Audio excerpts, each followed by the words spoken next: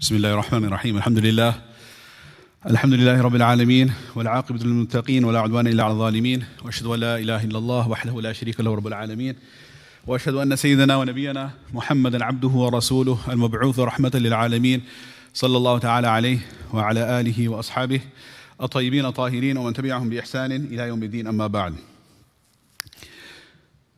So alhamdulillah, we are all here tonight to learn about the fiqh of fasting. And this is a command of Allah subhanahu wa ta'ala, which is a pillar of Islam. And we, mashallah, have all been fasting since we were children. And many times we feel that, okay, this is an ibadah that we pretty much know everything that needs to be known about it, since it's a commonly practiced obligation. Perhaps people are more regular in fasting than even praying salah, because it has generally in the ummah-wise, even though they are both equally obligatory, because of the fact that it is like a social ibadah where everyone gets together and fasts. It has almost become like a cultural ibadah. But at the same time, there are a lot of more details about the fiqh of fasting that we can all benefit from and learn. Some of them are in the presentation today. By no means is this exhaustive of all of the masail of fasting. There are many things even beyond this discussion. But this is, inshallah, a good starting point. Bismillah ar-Rahman ar-Rahim. So some of the things we're going to cover today: the obligation of fasting, the definition, the rulings regarding intention, what are some of the mustahab, desirable things to do while fasting, what are some of the makruhat, undesirable things, which will take away from the thawab of the fast, mufsidat, those things that will invalidate the fast, type 1 and type 2. Whether we just have to make up 1 day qada or there's a penalty of 60 days as well, type 1, type 2. Non-invalidators frequently ask questions that, hey, does this break the fast or not? And we will learn that they do not break the fast. What is a kafara about? What are awarid? Kafara, if a person can't fast, the monetary compensation, how much is that? Who can give that? What type of sickness is such that a person can resort to giving a kafara? Awarid, what are such conditions that a person is exempted from fasting? What is the fidya? Fidya is the monetary compensation. Kafara is the penalty, 60 days. Yes, the other way around. FAQs and other frequently asked questions, inshallah. So, first of all, this is the ayah that we just heard from the respected Qari. بَعْدَ أَعُوذُ بِاللَّهِ مِنَ الشَّيْطَانِ الرَّجِيمِ يَا أَيُّهَا الَّذِينَ آمَنُوا O those who believe, كُتِبَ عَلَيْكُمُ الصِّيَامِ Fasting has been prescribed upon you. So this is an obligation. When Allah subhanahu wa ta'ala has prescribed something, and He mentions this in the Quran with these words, with this verbiage, this indicates that it is a farad. You don't have to have the word uftarida alaykum. It has been made farad upon you. This term, these wordings, kutiba alaykum, means it's farad. Just like you don't have to have the word hurrimat alaykum to make sure that something is haram. Like khamar, alcohol, na'udhu billahi min dhalik. May Allah forgive us and guide us.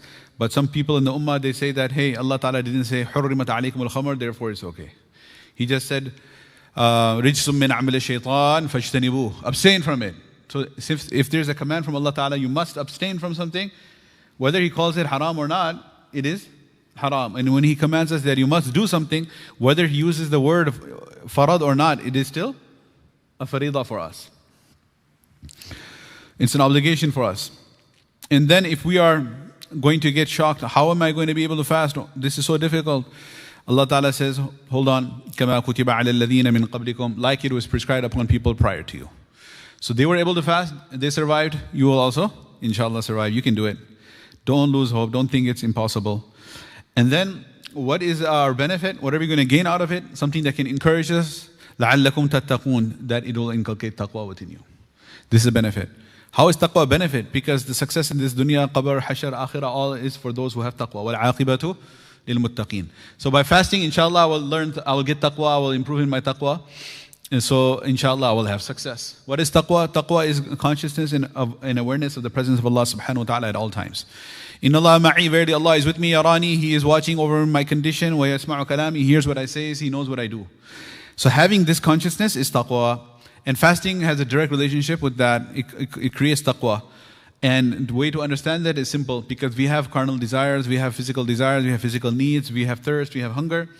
As some of the marketing promotions, they say that obey your thirst and buy a Sprite or Coke, or so obey your thirst. And we already are obeying our thirst anyway. They're reminding us. So a believing Muslim, while he is fasting, he will be thirsty, he'll be hungry, and he's not always going to be in the company of people. He will go to the bathroom when he's alone. There's a sink there. But anyone who is a kalima reciter, La ilaha illallah Muhammadur Rasulullah, we hope that they will not, go and hide and drink water or food. They will consume food or drink water in privacy. And why will they not? What's holding them back? Taqwa is. It's an active exercise in reminding oneself that Allah is watching me. So it's something conceptual. While Allah is watching me, it becomes a living reality while fasting. So Allah is watching me, I can't eat, I can't drink, even though I feel like it, I want it, I need it even. Even though I feel very thirsty, very hungry, I'm not, because Allah is watching me. So that concept of Allah watching me is reinforced from the subconscious mind to the conscious mind. It becomes a living reality, and that is the taqwa that we are hoping to maintain afterwards. Just because I mentioned this, it reminds me of the fact that, look, every ibadah has a zahir and a batin, external dimension, internal dimension. The internal dimension is the subject of tazkiyah. The external dimension is the subject of fiqh. Both are necessary. So there's so much more that can be talked about taqwa and internal dimensions of fasting, but that is beyond the scope of tonight's presentation. We are supposed to be focusing on the fiqh of it. If somebody has the purest intentions and they have a lot of tazkiyah, but their performance is incorrect, the action will be rejected. If someone's external performance is correct, but they do not have the sincerity and ikhlas, that action is also rejected. So we have to make sure the internal condition is correct, the external condition is correct. The zahir and the batin, both are necessary. The taqwa in the heart, the ikhlas, the sincerity, the khushu', and the external performance as well. Both are important. So fiqh is going to be about the external performance. And the hadith of Rasulullah sallallahu alaihi wasallam, Bunya al-Islamu ala khamsin. Islam has been based on 5 pillars. This is a hadith that we all learned when we were young. Everyone knows the meaning from childhood. What are the 5 pillars of Islam? Shahadat la ilaha illallah wa Muhammadur Rasulullah, iqamus salah, ita'u zakah, sawm Ramadan, and hajjul bayt. So these are the 5 pillars of Islam. Fasting is one of them, along with shahada, salah, zakat, sawm, and hajj. In hadith, Jibreel alayhi salam came and asked Rasulullah sallallahu alayhi wa sallam, Mal Islam. He came in the condition that is a very beautiful hadith. بينما نحن عند رسول الله, we were sitting with the Prophet sallallahu alayhi wa sallam, اطلع علينا رجل, a man suddenly appeared. شديد بياض الثياب, whitest of white clothes, شديد سواد الشعر, blackest of black hair. لا يرى عليه أثر السفر, there were no signs of travel and journey manifest upon him. Right? As you would have expected his clothes to be dirty, his hair to be disheveled. وَلَا يَعْرِفُهُ مِنَّا أَحَدٍ, but none of us knew him. Whereas we knew everyone who lived in Medina. So he wasn't from inside Medina, nor was he from outside. As if he appeared out of thin air, which he really did. Right? حَتَّى جَلَسَ إِلَى النَّبِي صلى الله عليه وسلم, he came, jumped over everyone's backs, came to the front, and he came, sat next to Nabi sallallahu alaihi wasallam, فَأَسْنَدَ رُكْبَتَيْهِ إِلَى رُكْبَتَيْهِ, and he put his knees up to the knees of Rasulullah sallallahu alaihi wasallam, and he sat in the tashahhud position. فَقال, and he said, أخبرني عن الإسلام, tell me about Islam. Right? Nabi sallallahu alaihi wasallam said, Al-Islam is this: أن تشهد لا إله إلا الله وأن محمد رسول الله وتقيم الصلاة وتؤتي الزكاة وتصوم رمضان وتحج البيت إن استطعت إليه سبيلا. This is how Rasulullah sallallahu alaihi wasallam defined Islam with these 5 pillars. So again, everybody knows this. What's the new thing for us to reflect on? The new thing to reflect on is that Islam does not have 500 pillars. Islam does not have 50 pillars. Islam only has 5 pillars. What is that? What should that remind us? That Sawm is not just an obligation, it is a very major obligation.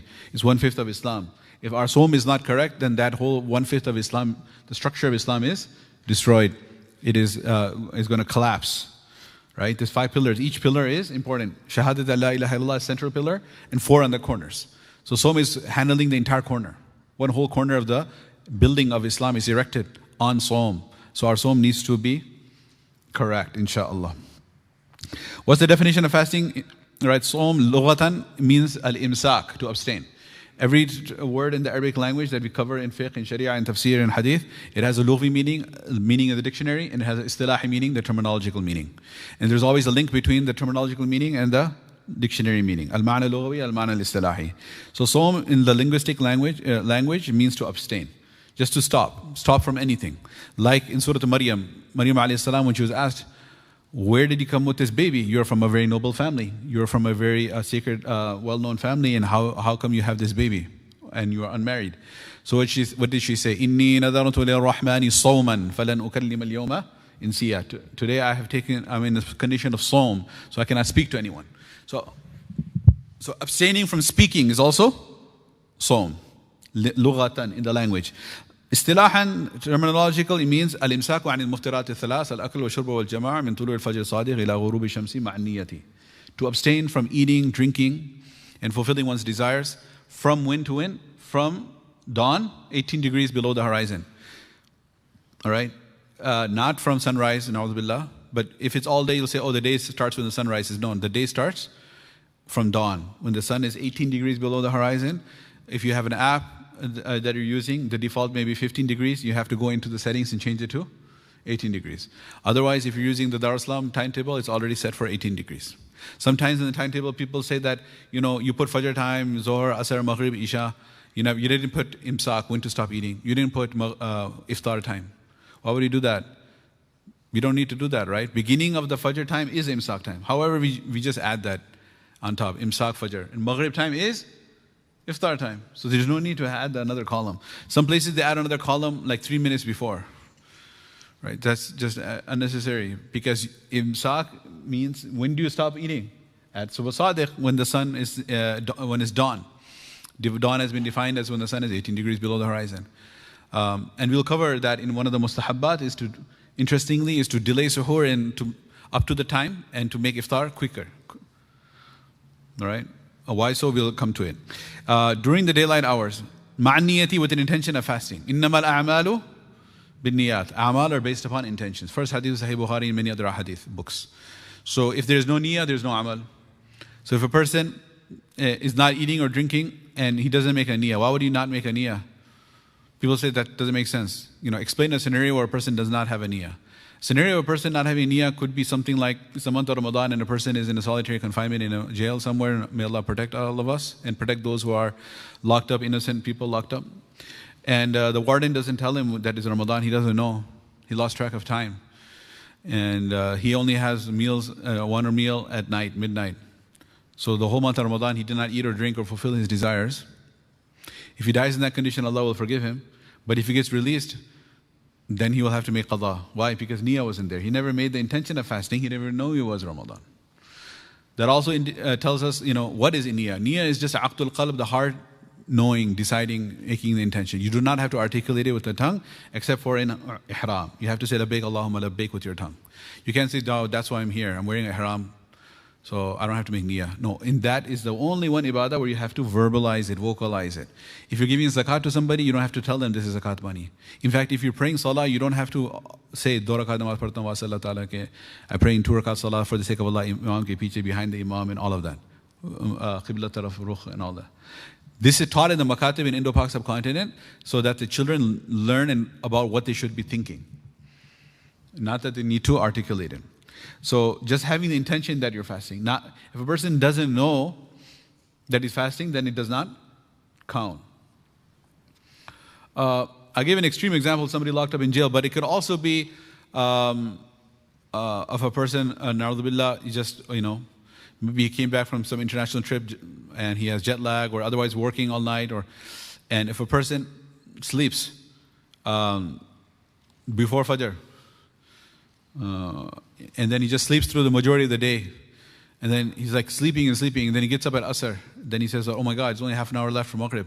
Astaghfirullah, that's another story, that what happened to the Fajr and Maghrib. Maybe a Fajr, Dhuhr and Asr. He got up and prayed and jumped back in bed, or Allahu A'lam what happened. But he gets up half an hour before Maghrib. He says, he smells the food in the kitchen, and he says that, let me just wait half an hour, I'll get a fast. Can he have a niyyah? Can he fast like that? No. There is a limit of when you have to make the niyyah by. Because if he says, hey, I don't have to remain hungry for long and I'll get a thawab of a fast, he will not get a thawab of a fast because there was no niyyah of fasting. Unless the niyyah was there before he slept. But that wasn't the case. Okay? That's the intention of fasting. What about the bisomi ghadin nawaitu inshallah and all of those words? Those are kalimat, are not required, not necessary, not in the hadith. They are on many timetables. Performed by one capable and required to do so. Capable, that means he's not sick, etc. And is required to do so means he's aqil in baligh. He has aql. He's not insane. Insane people are not required to fast. He's baligh, he's an adult. Children are not required to fast. Okay, so now he's aqil and baligh, that's required to do so. After he's aqil baligh, is he sick or not sick? Is he a traveler or not a traveler? If he's sick and it's a traveler, despite being required to do so, he doesn't have to do it right now, right? Because he can make it up later. Okay, so each one is going to be defined further. To abstain from eating, drinking, intercourse, right? By the way, some of the discussions coming ahead are a bit explicit in nature, so just a heads up for minors, it may not be appropriate. I'm just giving that disclaimer ahead. Some things are quite explicit. I may not even speak about them. I'll just gloss over those. Because the food and drink and then the third action, there's different levels of that third action. To a certain point, it's not going to invalidate the fast, and a certain point after it will. Whether involving another person or not, etc., etc. Okay, so the food is something customarily eaten or not food or drink, but in the ruling of food and drink. So this is haqiqatan food, this is hukman. It's in the ruling of food or drink. So what is actual food?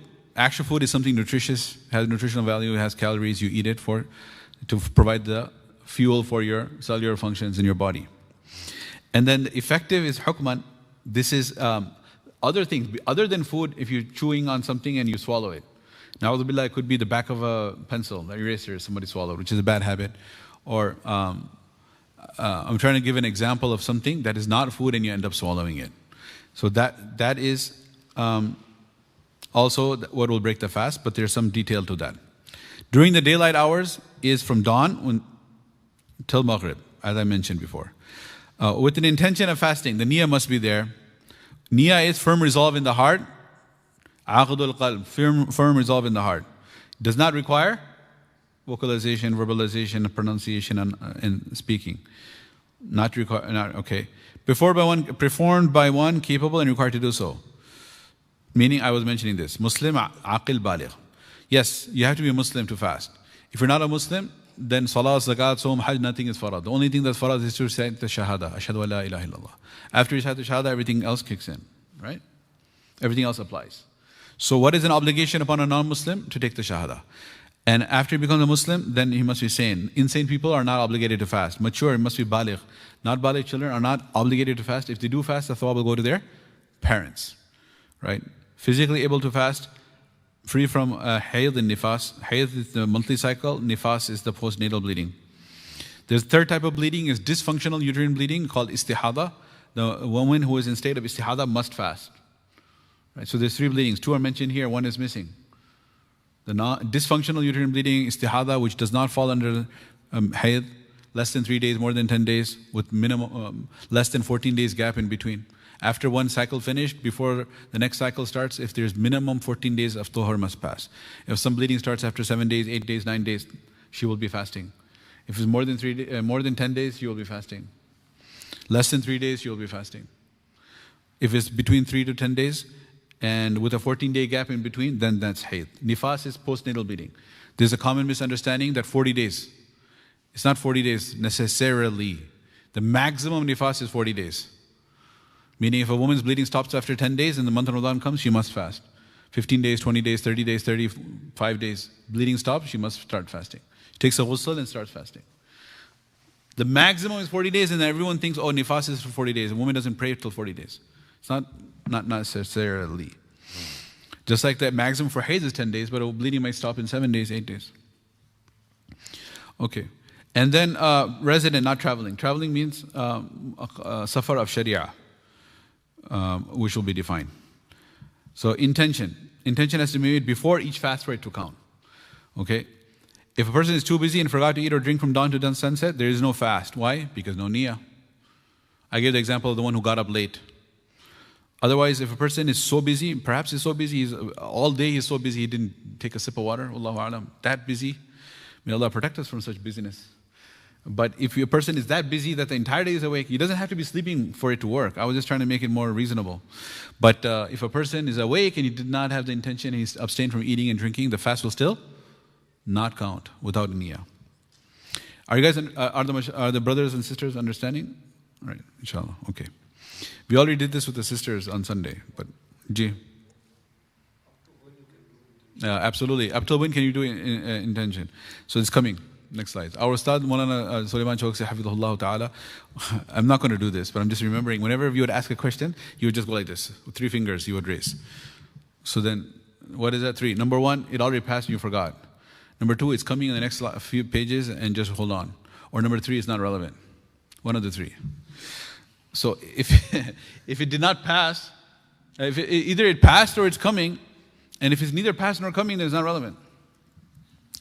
Okay, so okay, time for intention. There you go. Next slide.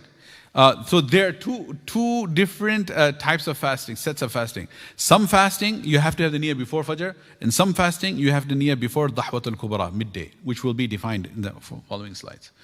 How do we determine which fast you have to you have to make before Fajr? Is if that day is not already specified by the Sharia for fasting or specified by you. It's a general day. Like Allah Ta'ala says, فَمَنْ كَانَ مِنْكُمْ مَرِيضًا أَوْ عَلَى سَفَرٍ فَعِدَّةٌ مِّنْ أَيَّامٍ أُخَرٍ. If you missed your fast because you are sick or traveling, you can make it up any other day. Preferably as soon as you get back after Eid, not on Eid day. Eid day is haram to fast. Right? There are 5 days it's haram to fast. Another masala of Kitab al-Sawm, which is not in the slides, is what are the days that it's haram to fast? It's not in the slides, I don't think so, I don't recall. 5 days in the year it's haram to fast. If somebody says, subhanAllah, I want to have so much taqwa, right? This is an example of extreme tazkiyah and lack of fiqh. What's going to happen? Everybody is feasting on Eid, I will be fasting to show Allah Ta'ala how much I do qurbani. What happens? It's sin. The Prophet ﷺ said 5 days is haram. Eid al-Fitr, what date is Eid al-Fitr? 1st of Shawwal. Eid al-Adha, 10th of Dhul Hijjah. And 11th, 12th, and 13th, 3 days after. So it's 4 days together. Ayyam al-Tashriq. These are the days of eating and drinking and thanking Allah. And then Eid al-Fitr. So 5 days is haram to fast. Other than 5 days, 30 days is farad. So when are you going to make your qada? Can you make a qada in Ramadan? No, absolutely not. Because the farad of ada will supersede your qada. So every time you're making a qada of the past years, you're missing out the ada. How does that make sense? You cannot do that. So how many days left for qada? Ramadan is excluded, 5 days are excluded. So this 29 plus 5 or 30 plus 35 or 34 days, a person cannot make qada. Other than that, any day he can make qada. Is there any days set by Sharia that this is a qada day? No. So therefore, if you want to make the niyyah for a qada fast, it must be before Fajr. It must be before Fajr. Whereas the days of Ramadan are already set by Allah for fasting. Since those days are already set by Allah for fasting, you have more relaxation and you can make the niyyah before midday. Like if you did not have the intention for fasting, why would you not have the intention at night? Typically, everyone, whenever they have iftar, after Maghrib, they make the niyyah. But if a person did not have the niyyah because, may Allah protect, he was unconscious. He became, after iftar, some accident happened to his head injury, he became unconscious. If he regains consciousness and makes a niyyah before midday, his fast is intact. I don't want to use the sleeping example. Why not? Because even if you oversleep, you have the niyyah of fasting the next day. Right? You have the niyyah of fasting the next day. So only if a person did not have opportunity to make the niyyah. Right? From after Maghrib. Okay, so a person, all that means is I'm fasting tomorrow. That's it. Then you have the niyyah. Or a person is exempted from fasting because they are traveling. So you have an option to fast or not to fast in Ramadan. That's another good example. That's where, if you're thinking, if a person didn't make the niyyah of fasting, why? Because I have the exemption from Sharia. Yes, they were traveling on camelback in the hot deserts, and yes, I am traveling in the first class in AC in the plane. But still, I have the option. But then after a while, he's like, I didn't eat and drink anything yet. It's already almost Asr time, so why don't I just fast? Can you do that? No, because it's past midday now. Okay? Islamic midday has been defined as the midway time between dawn, Fajr time, and sunset Maghrib. So you just have to take the hours. You literally sit and calculate when is Fajr time, when is Maghrib time, and you divide it in half. Half is midway, is a Dahwa al-Kubra. Like in extreme northern latitudes, in the summertime, the Fajr dawn may be 4 a.m., and the Maghrib sunset is 8 p.m. I know it's a very long fast, right? 16-hour fast. But this is easier math for us. So 8 plus 8 is 16 and halfway is 12. Duha al-Kubra, midday is 12 p.m. Is it always going to be 12 p.m.? No. Well, why not? Because your dawn will be further ahead of 4, and your iftar is going to could be earlier too. But in this example, 8 hours, 12 o'clock p.m., Duha al-Kubra. Fajr, Dhuhr. Is it before Dhuhr? Okay, in this. So intention from after Maghrib till before Fajr for make-up qada fast Ramadan and kafara fast. Because there is no set month and date for kafara. You have to specify it. There are other types of fast which we do not cover in this slides. Because you have the farad fast Ramadan, you have your nafil fast outside of that, you have your qada fast. What other fast do we have? Sunnah fast, Mondays and Thursdays, Yom of Arafah, Ashura, right? And then, Muharram is Ashura, right? 10th of Muharram is Ashura. 9th of Zulhijjah is Yom Arafah. What other Sunnah fast we have? 6th of Shawwal, great. Sittu Ayyam min Shawwal. 6 days, Mondays and Thursdays, Ayyamul Bid. 13, 14, 15 of the lunar month. They're called Ayyamul Bid. Ayyamun layaliha bid. Such days, the nights of which are bright. So that's the whole name. Ayyamun layaliha bid. Those days, the nights of which are bright. Because, most of the days, it is already bright. The sun comes out, that's why it's called a day. Worst case is going to be cloudy, but there's still light. So why are the ayyam be days of light? Every day is day of light. So this is actually ayyamun layaliha bi, such days, the nights of which are bright. Because every night is not bright. Less than full moon, and one after full moon. Right? Waxing and waning. So waxing one night, one night before full moon, just short of full moon, and after full moon. The days, the nights of which are bright. Ayyamun layaliha bid. So these are enough. And then while I was going over different types of fasting, there's another one called nadar, which is mannat. That, oh Allah, if my child is cured, I will fast 3 days. If I pass the exam, I'll fast 3 days. If I get the job, I'll fast 3 days. If I get the girl that I was planning to marry, I'll fast 3 days. Right after you become dula, you're going to fast 3 days? It may be hard. Anyway, so if a person, he makes the intention like this, then this is called a nadar, mannat. A vow, pledge to Allah Ta'ala. Nadar, Arabic, pledge, vow, English, mannat in Urdu. So these type of nadar and mannat also are two types. One is called nadar muayyan, you specify the date. So and so date, like, I don't know, it could be anything. Rabiul Awwal 11, 12 and 13. I make this vow, I will pledge to Allah, I will fast. So what happened? It became specified. So your niyyah could be up to Duha al-Kubra, before midday, because it was already specified. Not by Allah, but by you. And if you made another mutlaq open, I will fast any 3 days, then that falls under, must be the niyyah before Fajr, because it's not specified. Okay, did you understand that? There's two types of nadar. When you specify the date, when you don't specify the date. When you specify the date, the niyyah can be made up to before midday. Maybe the person forgot that he had specified 12, 13, 14 of Rabiul Awwal. So Nabi Sallallahu Alaihi Wasallam used to fast on Mondays. He said, this is the Yawmun Wulidtu Fi, the day I was born. So he would fast on Mondays. So we say, okay, I want to fast 11, 12, 13 of Rabiul Awwal. So, and then what happened? He forgot about it because he made the niyyah months ago. If he didn't eat or drink, and then his wife reminds him, his son reminds him, oh, you had made this nadar.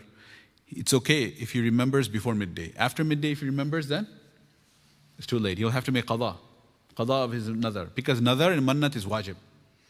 It's not a sunnah. When you make a pledge, it becomes wajib to fulfill that pledge.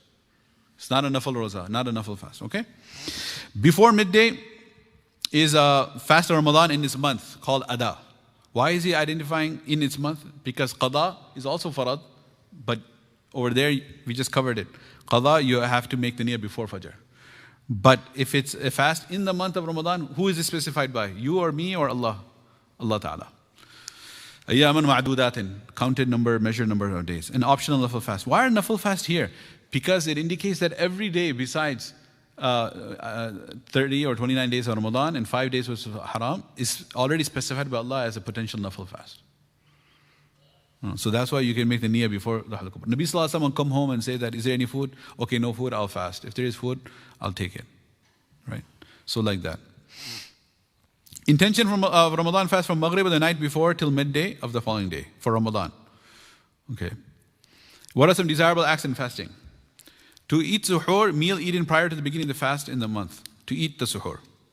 تَصَحَّرُوا فَإِنَّ فِي السُّحُورِ baraka. Eat suhoor, for indeed there is blessing in it. Okay, so everybody wants to eat suhoor. Why is that an issue we're reminding? Because sometimes people say, oh, I had a heavy dinner, I don't want to bother get up, I'll get up right before sunrise. 5 minutes before sunrise, jump out, pray Fajr, so that, I have more sleep. So there is a mujahada in suhoor. And so this mujahada is worth it because there is thawab in it, there's barakah in it. Yeah, date milk, it doesn't have to be 3 course, 5 course, 7 course, no. There's no specific, right? It could be even a sip of water. Biryani is not recommended. All right. That was the health one that Maulana did, Imam Asifuddin. If you love biryani, go ahead. It's not haram either. Aapki marzi. Suhoor mein aap biryani khana chahte hain. Hum koi rokne wala nahi hai, Mufti sahab. Okay. So eat suhoor, it is indeed, there's blessing in it, there's barakah in it. Okay. And then it's going to come in the mustahabat as well, when it says to delay suhoor, meaning to do it before end time, such that you have your last bite at least a minute before. Some people say, should we stop 10 minutes before? No, don't be OCD, or 5 minutes, or 3 minutes. I mean, if you are done earlier because you're praying tahajjud, that's awesome, that's great. But don't have an aqidah that you have to stop 10 minutes before. Such that if somebody is eating and there's 7 minutes left in your home, you tell them, no, stop eating 10 minutes before. No, you can stop. You can tell everyone to stop when it's 1 minute before. Again, it's very important, the nuances. I'm not saying that, it's good to continue eating right till the last minute.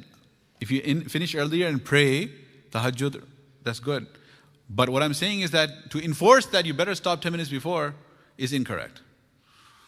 And let me just touch upon this right now. The concept of delaying the suhoor and doing the iftar early this is called idharu kamal al-ubudiyya, exemplifying the completion and perfection in one's ubudiyya and slavehood to Allah Ta'ala. That I'm going to continue eating until you give me permission, and then I'm going to stop. What does that show? That shows that I'm not just eating because I was hungry, I'm eating because you instructed me to, and I'm eating because Nabi Sallallahu Alaihi Wasallam did, and I'm eating because this is sunnah, and I'm going to stop not because I'm full now, but because you have commanded me. This becomes even more apparent at iftar time, because by iftar everyone's hungry. Suhoor time, you're not so hungry perhaps. But iftar time, everyone should be, most of the time they're hungry. So at iftar time when they're hungry, if somebody is busy, so busy that iftar time goes by and he doesn't eat, maybe he's a surgeon in the operation theater. Maybe he's a cardiothoracic surgeon, and they saw through the sternum and took the heart out, connected to the machine, and then the body is connected to the machine, and subhanAllah, 5 liters of blood are going out and coming back into the body. Jaan nikal ke wapas aa rahi hai, as they say, right? So what's going on? And he's working on the heart. But if he keeps his eye on the time, and the time iftar he goes and just takes a sip of water, he doesn't have to introduce like non-hygienic food, biryani, into the operation theater. Right? Okay, so he should just take a sip of food or water, and then what is that showing? If he delays the iftar, that means he was not eating and he was not drinking because he's busy. Because he's really busy, he genuinely is quite busy. That's why he's delaying, that's why he's not eating. He says to Allah, no, I was not eating not because I was busy, but because it was your order not to eat. Once you gave me the permission to eat, I'm going to break my fast. To physically demonstrate to Allah, the absence of the eating up till now was only because of your command. That's the beauty of it. And if you just keep on extending it, it doesn't have to be a surgeon, it could be whatever, a person, Uber driver as well. He's just busy with his customers. And he's not eating and drinking. No, he should plan it before, have his water with him, have a date with him. Then when the Maghrib time comes in, even in the middle of a drive, driving someone to the airport or wherever destination, he breaks the fast. So what is this showing? Ihtimam, shows that you are being considerate of the order of Allah subhanahu wa ta'ala. To partake of dates in suhoor, right? This is a hadith of Rasulullah sallallahu alaihi wasallam. Dates in suhoor, dates in iftar, because that was a very easily available major portion of their diet at that time. To delay the suhoor up to a little before dawn. This is what I talked about. Nabi sallallahu alaihi wasallam would delay up to the suhoor. And subhanallah, did they have minutes and seconds? No. So it's very fascinating how they would measure time in different examples. So when he was asked how much time was there between the end of the suhoor and the adhan of Bilal radiallahu anhu. So They said, oh, qadru 40 ayah, about the time it takes to recite 40 ayat. Okay. So that was something super relative, relatable. Everybody knew how long it takes to read 40 ayats. Now we're going to say, oh, how much is that? Right? So that means to deal, Subh Sadiq and Subh Kadhib. Subh Sadiq is the true dawn. Sadiq is truthful. Kadhib is a liar, deceiver. So what happens is that we are all disconnected from the horizon and from nature and the sun and everything because we live in cities and we are tied to our screens and technology. But if you go out camping and you go look at the east and it's dark, then what happens is that there is a first illumination that appears. It's called Subh Kadhib. Why is it a lie and a deceiver? It's because when you see the light, you think, oh, now the sun is going to rise. But it's not. Light goes away. The light comes and goes away. And from a visibility perspective, from the one who is observing the horizon, key difference is that the Subh Kadhib, the false dawn, it's called the false dawn. It's vertical rather than horizontal. Meaning it doesn't spread on the east, from northeast to southeast, the whole horizon, white band. Rather, it's vertical.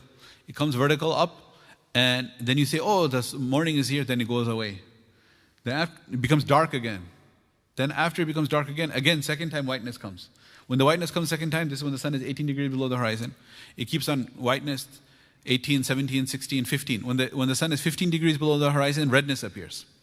Slight redness. Shafaq Abyad and Shafaq Ahmar. When the redness appears, 15, 14, 12, we are decreasing. What are we decreasing? The angles the sun is below the horizon. When it hits 0, then it's sunrise. Okay? So when the Subh Kadhib is there, you can still eat. You have to stop when it's Subh Sadiq. And then, subhanAllah, I talked about delaying up to the Fajr, right? There's another problem there, where some people, they continue eating after the Adhan. I'm not sure up till Iqamah, but while the Adhan is still on. No, and it's not just because they're hungry, it's because of misunderstanding of a hadith. Because Rasulullah ﷺ said, there were two mu'adhins, Abdullah ibn Maktoum and Bilal radiallahu anhu. So Nabi Sallallahu Alaihi Wasallam said, La yughrannakum, may you not be deceived by the first adhan, continue eating. So there would be an adhan which would be like an alarm clock. It's not alarm clock to get up from your sleep to eat. What's the alarm clock for? Take a pause in your dua and your tahajjud to eat. Because everyone's already awake for tahajjud, right, at that time. So it would be, hurry up, there's about some minutes left for dawn. So it'll be the first adhan. So when you hear that adhan, do you need to stop eating? No. The purpose of that initial adhan is like till now they have in the haram. Anybody has gone for Umrah may have heard. Remember, the first adhan happens, right? It happens, the tahajjud adhan, qiyamul layl adhan. They do the adhan, that's not Fajr adhan, that's in the night. That means you should get up for suhoor, or if you are awake, you should stop your salah and eat your suhoor. And then the second adhan. When's the second adhan? Dawn. Yeah, then the hadith about continuing to eat in the adhan is about the first one, not the second one. Verily we, the group of prophets, have been commanded to delay our suhoor. Whenever we talk about delaying suhoor, means before the time of Fajr. And when we talk about iftar early, it means after sunset. To end one's fast immediately after the sunset by consuming something, not to delay in doing so. They will be on khair as long as they hasten in opening the fast. Sahih Bukhari. If you have fresh dates or dry dates, what are fresh dates? Rutab. Dry dates, tamar. So fresh, he would prefer rutab. If there were no rutab fresh, then he would go for dry. If you don't have that, water is an alternative. Okay? Few sips of water. What are some makruhat? Chewing gum, rubber, etc. Tasting any food or drink and then spitting it out. What does it mean when you say makruh? It means a couple things. It means it's undesirable. What does it also mean? It also means that it doesn't break your fast. Because if it would break your fast, it wouldn't be on this list. It would be on the nawaqith list, invalidators. Right? So it's important. What did we just learn with number 2? We learned with number 2 is somebody put something in his mouth, taste it, and then spits it out. That will not invalidate his fast. So anything for that matter, any taste in the mouth that is spit out is makruh, undesirable, yet will not break. The fuqaha have given permission. If a person is a cook or a chef and his entire livelihood is based on cooking a food, if he tastes it and spits it out, then it won't break his fast, it won't break anyone's fast. But since he has a genuine excuse, it will not be makruh for him. and other such scenarios as well. To collect,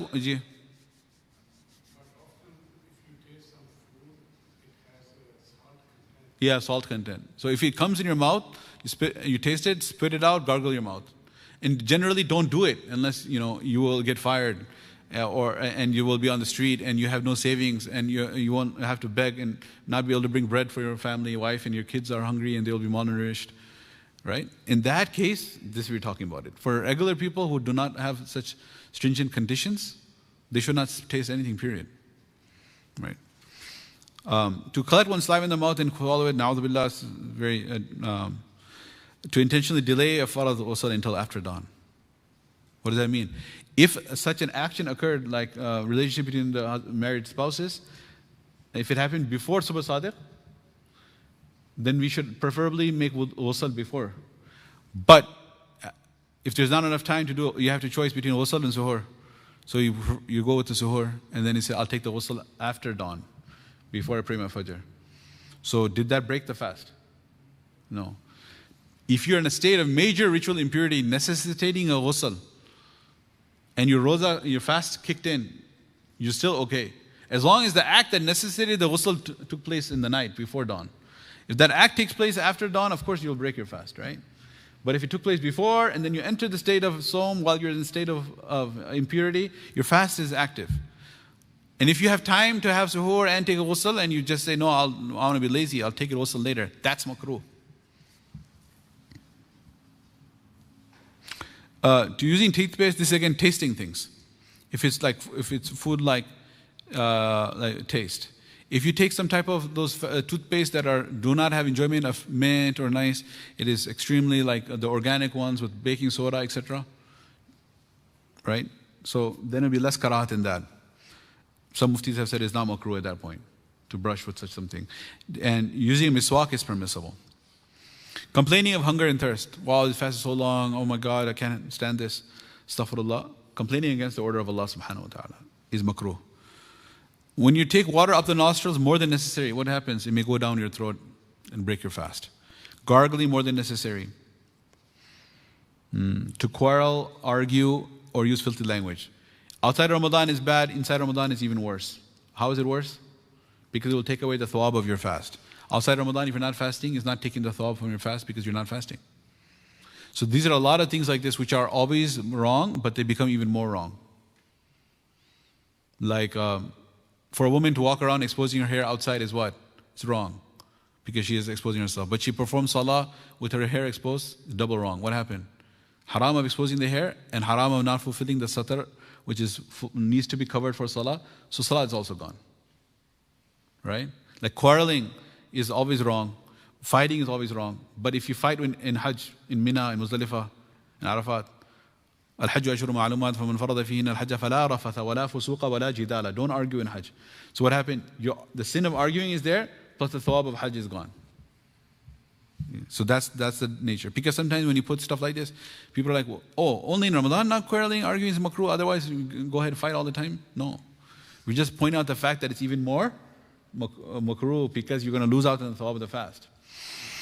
Backbiting, telling a lie, swearing. Backbiting also. Backbiting is so bad according to some fuqaha, not Imam Abu Hanifa, Malik, Shafi and Ahmed, the four great imams, but other ones.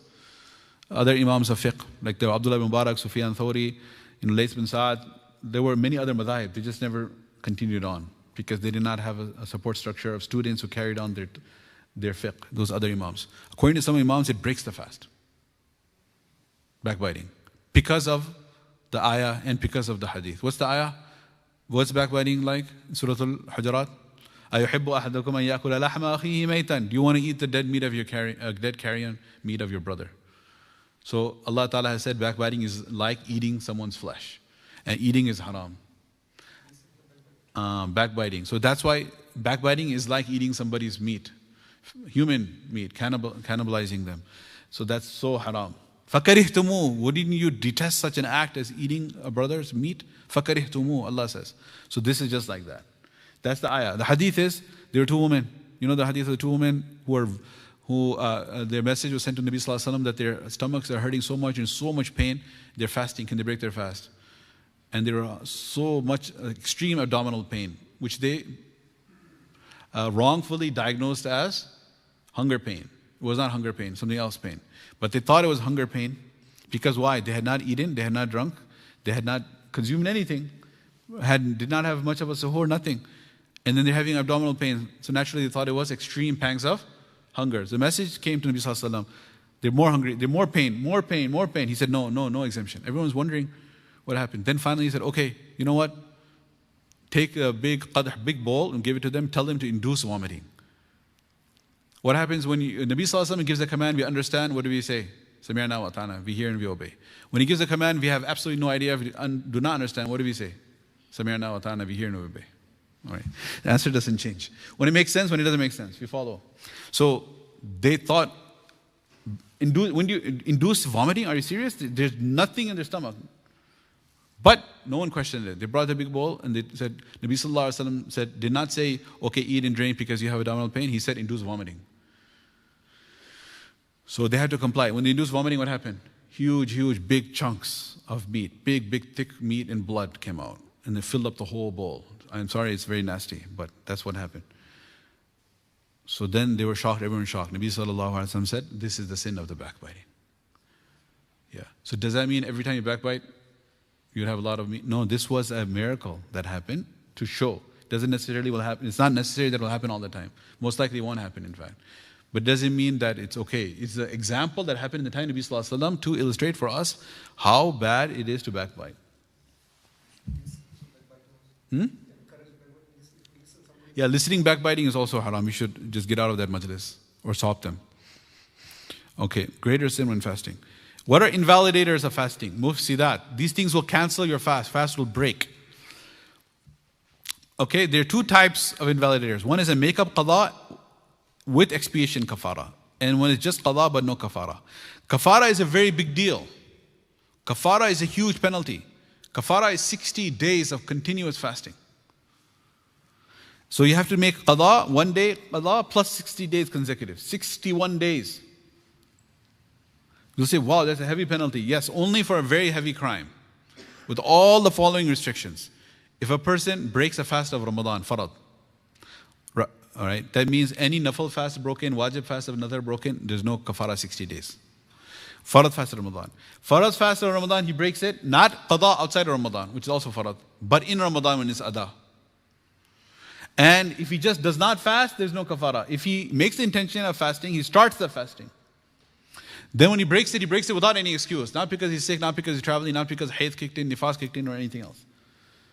What is he? Well, if nifas kicks in at the end of the pregnancy, she's already potentially excused. So hayd kicks in, or sickness, or traveling, nothing. So there's no excuse.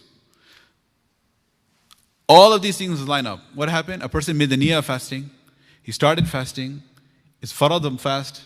The farad fast, not qada but ada, in the month of Ramadan. Violation of the sanctity of the month. When everyone around is fasting, the whole culture of Muslims are fasting. And he started fasting. And then he intentionally does it, not by mistake, not because he forgot, because of complete lack of care. Na'udhu billah, I don't care that Allah said so. I'm going to just go ahead and break my fast. Not at gunpoint, not coerced, in his senses. Okay? And he violates. I'm trying to build it up because I want you to understand how bad this is. That's why the penalty is appropriate of 60 days. And we don't have to understand why it's appropriate. It's because Allah and Rasul said so. But just for our comfort, for us to make it لِيَطْمَئِنَّ قَلْبِي. That's how bad it is. Then it's a qada plus kafara. Okay, and then some of these youth, they just make ihtiyat. They say, just for umbrella coverage, let me just do a kafara. No, there's no concept like that. You don't just do a kafara because maybe I broke a fast. It's only if it happens. Sometimes people go for Hajj, so umbrella coverage of any janayat, I'll sacrifice a camel. That you can do a camel, you can sacrifice anything for the sake of Allah, but don't have this concept just in case. That's not how fiqh works, right? So necessitate make-up qada, but no expiation. Sorry, only 1 day for 1 day. Only 1 day for 1 day. What are the invalidators? Fulfilling shahawat, desires, and food and drink, right? These are the three things. So for this one, it's again haqiqatan actual or effective. Actual is a relationship with one spouse. If this happened in the month of Ramadan, it's qada plus kafara. But if there was something else that happened, right, due to physical stimulus. You know why he's saying due to physical stimulus? Because na'udhu if someone is without any physical stimulus, is just through imagination, fantasy. Na'udhu why is he watching something or reading something that increases shahwa to the point without any physical stimulus, he ended up, finishing off, what will happen? Qada. Right? Oh no, there's no, that's wrong. There's nothing. It's makruh. If it's due to physical stimulus, then it's qada. Okay. So, so that's the difference between touching physical stimulus someone or not. So this is qada and this is qada, and actual intercourse is qada plus kafara. That's why it's makruh in the list of makruhat. If touching or kissing one's spouse causes a person to potentially reach this condition, then he should avoid it. Because if a person reached completion ejaculation through kissing, what will happen? Qada. So Aisha radiallahu anha had la haya fi din. If this is very awkward for us to talk about, imagine the wife of Rasulullah sallallahu alaihi wasallam, she went into so much explicit detail about things that, are very, very, very explicit. Because how are we going to learn if we don't know? That's why 1/3 of the knowledge is related from Aisha Siddiqa radiallahu anha, from the home. The Sahaba did not have access to Nabi sallallahu alaihi wasallam to learn these things. So when she was asked about the whole kissing issue, so she said, Nabi sallallahu alaihi wasallam had so much power and control, some of you do not. But therefore, it's better to avoid it. SubhanAllah. There was one, mashallah, Albanian brother, he came here, I remember, and he told me a new masala, that in his land, may Allah Ta'ala preserve, they had 90 years of communism, and it was haram to study the deen, so I don't blame him. But he said that in our culture, the first month after when you're a new groom, you're exempted from fasting as a new dullah. After that, you have to fast. Is that correct? I said, absolutely nothing like that. SubhanAllah. The first month after you get married, there is no fast followed. After that, it is. Okay. So, types of invalidators, food and drink. Okay. Again, actual, something nutritious, and effective, something else that you're chewing. Food and drink, we have to look at 4 things. Substance, entry point, cavity, place it reached, and if there's an excuse or not. Right? This is where it gets technical. If you understand these principles, all the FAQs at the end will be resolved. What is the food or drink? The substance. Is it nutritional value or not? Entry point, where does it go in from? So at the ends of the digestive system, from the front, top, from your mouth, it's going down. It's the entry point, or a suppository from the back, end of the digestive tract. Yeah. Now, if it goes through the nose, things that go, the trachea and the esophagus is split, but because at the starting point is together, then it splits. So anything that goes even in the starting point. Because somebody might say, you said digestive system, but there's the breathing system, pulmonary system where you're breathing. That's the windpipe, trachea. So why does smoking break the fast? Smoke is not going to your stomach, it's going to your lungs. You get the lung cancer. Maybe it'll spread to the stomach and later, right? Stage 4, whatever, it spreads all over. But the lung it goes in the lung. Why is that going to break the fast? It's because the beginning part is the joint. Come then it splits. So if there's anything going, any entry point from the mouth or the nose, but the eyes is not connected. So eye drops will not break the fast. And the end of the reproductive system for women, eye drops it's coming. So and the reproductive system is different. So if sometimes in the past, in case you read this, they would say that anything entered into the birth canal will break the fast of a woman. But after studying anatomy, there's nothing. It goes into the end of that is uterus. If you keep on going inside, it'll go to the uterus, where the raham, the womb of the mother. So that's why that will not break the fast. So like a pap smear, where they're checking the cervix to see if there's cancer, they take out some cells, or any OB exam, etc. Even if wetness is introduced, right, will not break the fast. Okay? And then where did it reach? Right? It has to reach inside the stomach area. So the entry point is important. What does that mean? That means even if you're getting nutritional value, by injection or by IV intravenous or IV or IM, right? Under the skin or into the veins or into the muscle, any injection will not break your fast. Even if it's actual food, you're bypassing the whole stomach and intestines and it finally gets absorbed into the bloodstream. You skipped everything, went straight to the bloodstream. Like full glucose. That is against the spirit of fasting, but technically your fast is not broken. If somebody says, I'm so, you can be dehydrated, I'm so sick, I can't, so let me, glucose reality, let me take some glucose IV. Does you need to do, and that doesn't break my fast, because I'll just learn. Do you need to do that? No, why? Because you don't need to do that at all, because if you're really that sick, then you're exempted from fasting. Make it up when you're healthier. Allah Ta'ala says, فَمَنْ كَانَ مِنْكُمْ مَرِيضًا, if you're sick, فَعِدَّةٌ مِّنْ أَيَّامٍ أُخَرَ, make it up later. So why are you saying I'm going to take an IV glucose and fast at the same time? You don't need to. However, if, this was such an FAQ that during the COVID time, remember, alhamdulillah, it's gone. But in the height of the pandemic, it would get like 10 questions a day, that everyone is mandatory to get what? Vaccinated. Remember? Vaccination, first one, second one, third round, whatever. So people were getting Pfizer, Moderna, which one are you on? Remember? So then in that zamana, I used to think, maybe I should just wear a t-shirt or put in my voicemail message. You have reached Minhajuddin Ahmed, vaccination will not break your fast. Because so many people were asking the exact same question, non-stop. So this is important to know, because it's going into your body, but it's not going through the mouth or through the back. So that is entry point. Entry point wala masla hai. Where are you entering from? Is I forget about vaccines or drawing blood. Something which is like literally giving you food also. That's why I went to the extreme of glucose IV, right? Dextrose, sugar going into your blood is really going to hydrate you. Like it's going to hydrate you. It's going to give you energy, everything. But because it's not through the entry point, it's not going to break your fast. We are not opening the floodgates and saying everyone should do that, but we're just saying it's not going to break your fast. Okay? Now, subsistence of consequence. Now we're going to go through it. Each one is going to have a point. I just gave you a heads up before. Now, substance of consequence is solid, liquid, gas. Remember the kids, they learned this in kindergarten. You take the water and you freeze it, it's what?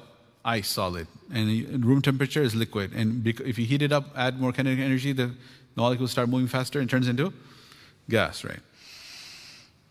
So gas should have a perceptible body that can be seen, like smoke of an inhaler or a cigarette, etc. Secondhand smoke is forgiven, but intentional smoke, whether it's vaping or cigarette or pipe or hookah or anything, you take it in, it will what?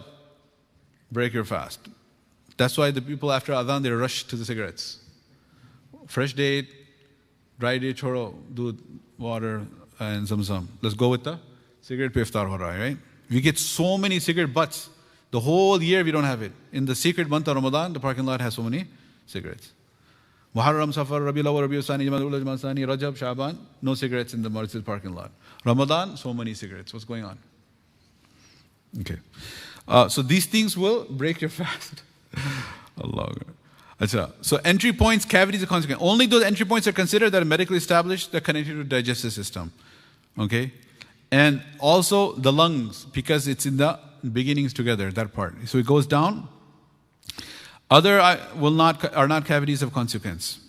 In the back passage, if something is introduced from the back. Eardrops will not invalidate the fast. Eardrops. The fast will be invalidated when a substance of consequence enters through a cavity of consequence. It enters into down here, throat, stomach, intestines. Enters through a cavity of consequence. It reaches a place of consequence, right? It goes into the stomach. What are some excuses? Forgetfulness. If a person forgets, Nabi Sallallahu Alaihi Wasallam said, "Innama at'amahu Allah wa saqa." Allah is giving you food to eat and drink, and your fast is intact, and you got the food because you completely forgot. So if a person completely has no idea that he's fasting, that's a higher level of taqwa, you think? Low level of taqwa. We forgot that we're fasting. And a person goes, because the purpose of the whole fast is to remember Allah is watching, but he forgot. And then he's just at work, and then typically he goes to the water cooler and the gossip at the water cooler. When he goes there, and he just drinks the water. Afterwards, someone says, oh, Mike or Mo, I thought you were fasting, right? So then you say that, oh man, you remembered, I forgot.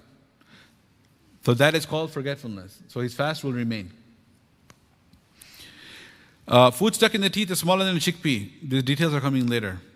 If there's some little food left between the teeth, person did not floss well, and then it was bothering him, he was playing around with it, he should spit it out if he remembers, but if he swallowed it, it will not break the fast if it's less than a chickpea. That's if it's already in the teeth.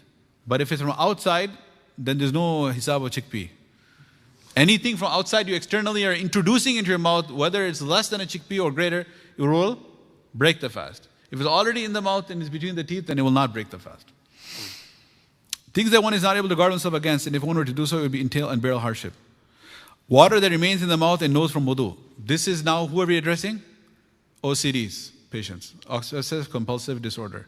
So what happens is that when a person gargles his mouth, is there some moisture that remains?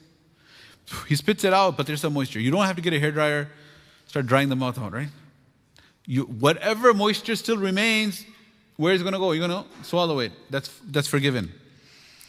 If there's some dampness when one is showering, this mucus, not saliva, you swallowed it, right? Sometimes the brother asks about saliva, they're spitting out the saliva in itikaf. One brother asked that, every time I have a lot of saliva, I spit it out. No, you don't have to do that. You don't have to spit out the saliva. You can swallow the saliva. If involuntary bugs and flies doesn't typically happen here, maybe, people in animal husbandry, around animals, there's some flies there coming to the mouth, working the fields, etc., field lands. Or if there's a sandstorm, sand.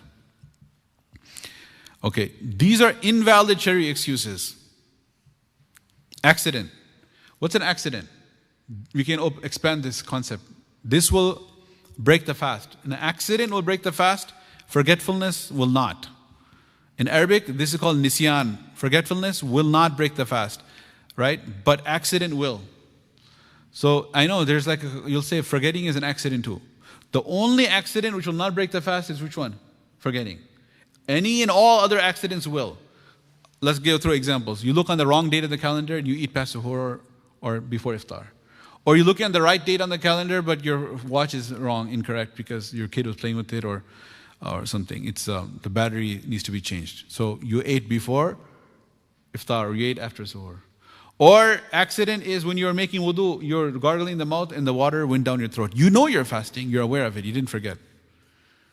Or you're taking the water up your nostrils and it went down. That's an accident. All of these will what? Break the fast. What other accident? Accident, then there's a compounded scenario of a forgetfulness followed by an accident. What happens is that go back to the Muhammad who is by the water cooler. So he drank water. Then his co-worker Michael said, "Yo, Mo, aren't you fasting?" So then he says, "Oh man, I forgot. Thank you, Mike, for reminding me. Well, I guess I broke my fast now." Did he break his fast? No. He did not break his fast, right? He's fasting. But then he said, "Oh, I drank water, so now my fast is broken." Is that a correct understanding? Incorrect understanding. What does he do then? He said, "Now might as well eat lunch too. Let's go to the cafeteria now." So when he goes to the cafeteria and eats, this eating is what? An accident. What type of accident? Accident in his judgment. Accident in his understanding. Therefore, his fast will break. But because it's an accident, because he forgot first and drank, and then after that he thought his fast broke and therefore he did it, was it in clear disrespect to the order of Allah? No. That's why only one qada, not a kafara. Not the 60 days, only one day. Even though he's intentionally eating now. Because this intentional eating in the month of Ramadan, after making niyyah, is still not a kafara. Because he forgot and drank and he made an accident in his understanding of the ruling. You got it? That's a good trivia question for the students maybe. Present a scenario where in the month of Ramadan, a person is actively fasting, made the niyyah, then he intentionally, he's intentionally eating, and there's no travel and no journey, and no sickness, yet there's no kafara. Yet there's no kafara. Why? Because he ate or drank forgetting, and then he did that. If you break the fast out of necessity because of a health reason, it'll break the fast, or not having knowledge. Okay? If a person is sleeping and somebody does a prank on him in the dorm, makes him eat or drink something, right? Or he's unconscious and he ate or drank something, or insane, right? Being forced. Substance of consequence enters through a cavity of consequence and reaches a place of consequence, and there is no excuse, right? Then the fast is now invalidated. So there are juziyat, specific rulings, and then there's usul. This is what? The principle, the usul. So all the scenarios can be applied to this. So now when you invalidate your fast, sometimes qada plus kafara, sometimes a qada but no kafara. How do we know what is necessary? I already said this. So this is qada plus kafara. Eating, drinking, or breaking the fast in any other manner, deliberately without a valid reason. Right? Through the mouth or apply through the nose without a valid reason. You take a medicine. While remembering, a person fulfills his shahwat. Right? These are the three things. Qada and kafara is necessary. You are fasting, deliberate. Okay, so this is when kafara is. In the month of Ramadan. In the month of Ramadan. For ada fast. So these are the masail already covered, but it's mentioned on one slide. Look, if a person knows he's fasting, he eats or drinks something on purpose, deliberate, in the month of Ramadan, it's kafara. If he forgets, it's no consequence. Accidents, then like making wudu, the water goes down your throat. Then only qada. Got it? These are three things. So this is na'udhu billah qada, because it's not involving another person. Right? And accidentally eating, know that you are fasting. Qada. Right? We covered all these things. Intentionally swallowing a pebble, paper, or any item that is not normally used as food and medicine. Only qada. Even though he intentionally swallowed it, because it's not food. Thinking Fajr has not started and continuing to eat. Faulty watch. What is this? Accident. Qada. Breaking the fast before the time, thinking sunset already happened. This is an accident. Only qada. Inhaling medicine through the mouth or nose. Qada. See, this stuff is the medicine. Inhaling it, like people on CPAP should not use the water if you're sleeping in the day, because you're adding hydration to the air that you're ingesting or you're taking in. Swallowing water by accident when gargling for wudu and ghusl. This is accident, right? With the exception of water that remains in the mouth, meaning he doesn't spit it all out. He does after he spits it out, if there's still moisture left and he swallows that, that will not break the fast. Remember we said that's becoming OCD? All right. Anything put by force, which is consequently swallowed, will break the fast. What's the difference? Communist people, the Republic of China, they go into the Uyghurs and then they're forcing them in eastern Turkmenistan to what? Break your fast. They go to jail if the lights are on for suhoor. We know that, right? Mazloom Qawm. So if they are forced to break their fast with khinzir or anything, in that case, the fast will be broken. There's a qada. However, there's no sin. There's no sin, because not having a sin is a different masala, and whether you have to make qada or not is a different masala. Like if you shot somebody by accident, you thought it was a deer and you're hunting, but it was another hunter.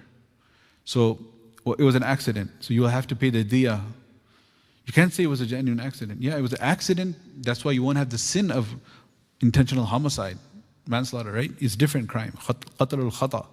So you have to give the diyat of 100 camels or the equivalent. But you will not be hanged, you will not be killed. You cannot say it was an accident. Yeah, it was an accident from your side, but the man died. So likewise over here, the fast broke. No sin, but you will have to make qada. Because why is there I'm saying no sin? He's being compelled. Purposely inhaling smoke or steam, or anything with a perceptible body. If there's air fragrance in the air, oud or whatever, or oud from the Arab, agarbati from Indo-Pak, or air freshness from the can over here, any of the above, it will not break your fast. Swallowing the mouthwash or toothpaste. The big one is which one? Dental work. They have the suction in your mouth, but you know and I know that not all the water is sucked up. Still gross water goes down, right? So therefore, if you can avoid dental work in Ramadan, is better altogether. Or do it after Maghrib. Right? Muslim dentists should offer post-iftar dental services in iftar. That's like a niche thing in Ramadan. You can make potentially a lot of money, right? Wallahu a'lam. Like the restaurants are open all night or etc. Okay, but swallowing the blood from the gums, if the blood is more than the saliva. Saliva swallowing is not going to break your fast, but swallowing blood, if it's more, it's like red, it's light pink, you look at the color of it, if it's more blood than saliva, it will break your fast. Vomiting, this is another common misunderstanding. They say, oh, bichara bimar tha, and uska roza toot gaya, khaya. He vomited, his roza broke, fast broke. Now, if you vomit, your wudu breaks. Not necessarily your fast. It looks complicated, it's not complicated. Look, I'll tell you. Less than a mouthful, meaning, what is a mouthful? Mouthful has been defined not like physically the volume, which is of the cavity of your mouth, and you measure it and say that this is a mouthful. The definition of a mouthful is that it's something you cannot hold back.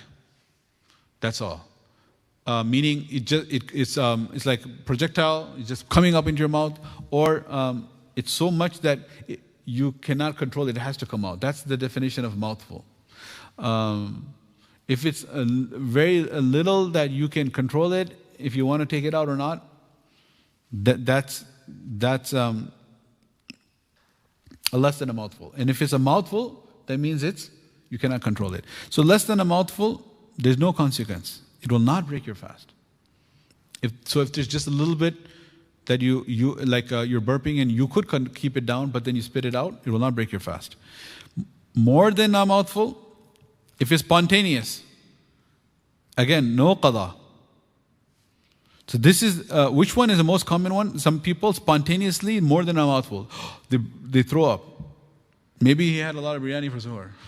I don't know what happened. Anyway, so he throws up a lot, and it's spontaneous, and it will not break the fast. A lot of people I talk to, they think that it breaks the fast. No qada. Unless, who's going to swallow it deliberately? That's so nasty. If somebody, maybe he's so obsessed, he thinks if he goes out, his fast is going to break, so he swallows it. That's nasty. But if he swallows it, hence, if swallowed involuntarily, no consequence. But if he swallows deliberately, it will break the fast. Okay? That's why this unless. See, no qada and then unless. What does after unless mean? Yes qada. So no qada if it's spontaneous, but yes qada if it's swallowed deliberately.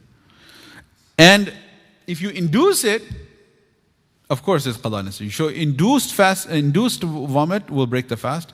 Spontaneous vomit will not break the fast. Induce ka matlab khud nikalwa rahe hain sir. Okay.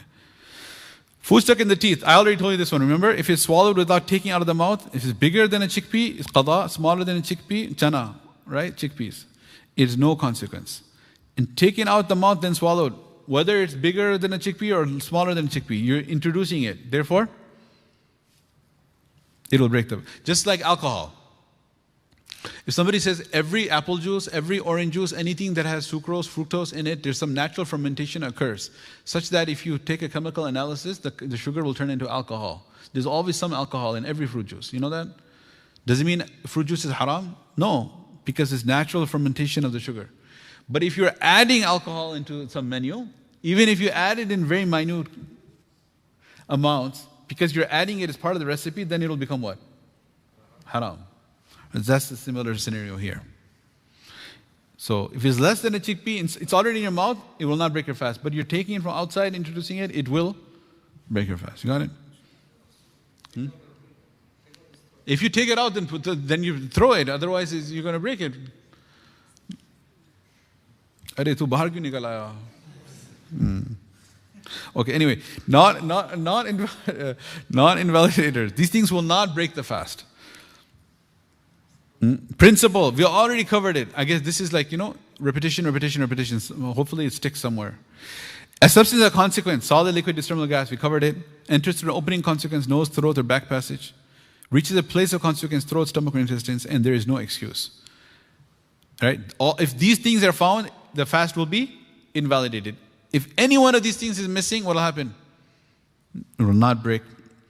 Easier for us to identify which ones? Non-invalidators. Eye drops is not a place of consequence. Eardrops is not a place of consequence. Injections, not a place in consequence. Not going through an opening of consequence. They're going through the body, to the arm, to the thigh, the stomach, wherever. Blood test will not break the fast. Mosquito, fly, dirt, dust going down the throat unintentionally. It's not a substance of consequence. It is a place of consequence, going through the mouth, but it's not a substance of consequence. Blood test and withdrawing blood, it will not break the fast. If you're going to become extremely weak due to the blood test, it will be disliked. Okay, makruh. You're going to go, I want to be a Pehlwan champion and donate like 3 liters of blood. Right? Why are you doing such a thing like that? Alhamdulillah, I have good, mashallah, genes, and I can produce more blood, and I have good bone marrow and everything. No, but don't do that if you're going to end up becoming so weak. I don't even know if you can donate 3-4 liters, right? We only have 5 liters. I'm just saying, just joking. Okay, so if you're doing maybe a little bit is okay, but don't go and donate so much blood that it ends up hurting you. Nicotine patches do not invalidate the fast because it's not entering opening of consequence, right? So nicotine, someone's on the way out trying to get rid of smoking habit. He said, "Oh Allah, make it easy for me. People are eating dates in iftar. I'm smoking for iftar." So he has the patch. They also put the patch for reducing nausea in the surgery. That's like a similar patch. Taking a bath to keep cool will not break the fast. Vomiting unintentionally will not break the fast. Brushing the teeth without toothpaste will not break the fast. Tooth extraction, in principle, taking the tooth out will not break the fast. However, there's strong possibility the water will go down the throat. So postpone the tooth extraction. You can do it at night after iftar, but you cannot do it during the day. Okay. What has been mentioned is a general rule, simplified for easy understanding. Okay, when does the kafara? Kafara is if one day is missed in between, you will have to, 60 days consecutively. The haid of woman does not count. It will not be regarded as discontinuity because she can't fast anyway. That's not, from her side, the delay. So if one day is missed, صِيَامُ شَهْرَيْنِ مُتَتَابِعَيْنِ, consecutive 60 days. It's very big, yeah. So a person did not fast, he just said, I have exams, I play sports, I do this, and he doesn't fast for 10 years. So is it 10 times, or how many kafaras? 0 kafara, because he made the intention of not fasting. Remember? Kafara is only when you start fasting with the niyyah and then you break it. Yeah. So all the fast that he did not make because of his exams, because of his sports, because he was running for the Olympic gold medal, after he got the gold medal, he said, no, I don't need to, I can fast now. Astaghfirullah al-Azim. So if he wants to, how many fast? 1 per 1. So only if he started it and broke it without an excuse, it's kafara. If one is unable to do this due to an unrecoverable and continuous illness or old age, I want to emphasize this. Due to an recoverable, he cannot recover, he has continuous illness. His old age is called in the fiqh books Shaykhun Fani. Fana hone wala. He's on his deathbed. Then he can feed 60 poor people for 2 meals a day. إِطْعَامُ سِتِينَ مِسْكِينًا.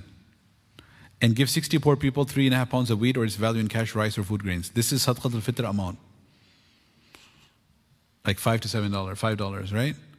And someone says 5 times 60, $300. I just write $300 check. Swipe it on the card, painless. No, you cannot do that if you are healthy, right? It's like, for example, it's called, Ada al-Kamil, Ada al-Naqis, Qada al-Kamil, Qada al-Naqis, and from Usul Fiqh. If somebody gave you their car and they said they're going for Hajj, can you watch my car? And then you drove it around, you liked it. So when he comes back, you give him some money. He's going to say, I want my car. He'll say, no, I'm giving you the Kelly book value. Or you want the CarMax value? I'll give you that one. Which one you want? I'll give you the money. He says, no, I want my car. I gave you. So if you have the car, you have to give back the car.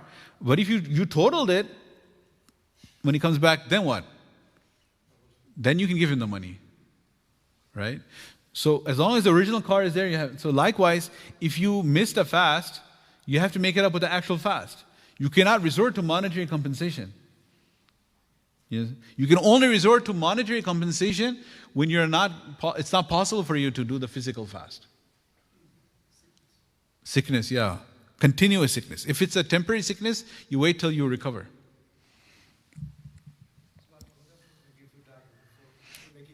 Yeah, if you die before, then you have to make that in your wasiyah. Up to 1/3 of your money can be used for 60. Up to 1/3.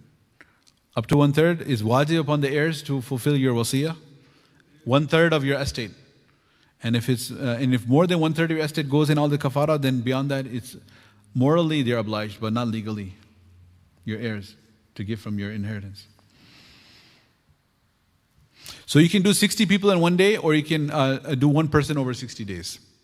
Either way. And then one more day of qada, 60 plus 1 day, 61 days total. Kafara is only for breaking Ramadan fast. Ramadan fast means farad fast in Ramadan, not farad fast outside Ramadan. If you break a nafil fast, it's only qada. If you start a nafil fast and then you break it, it's qada too.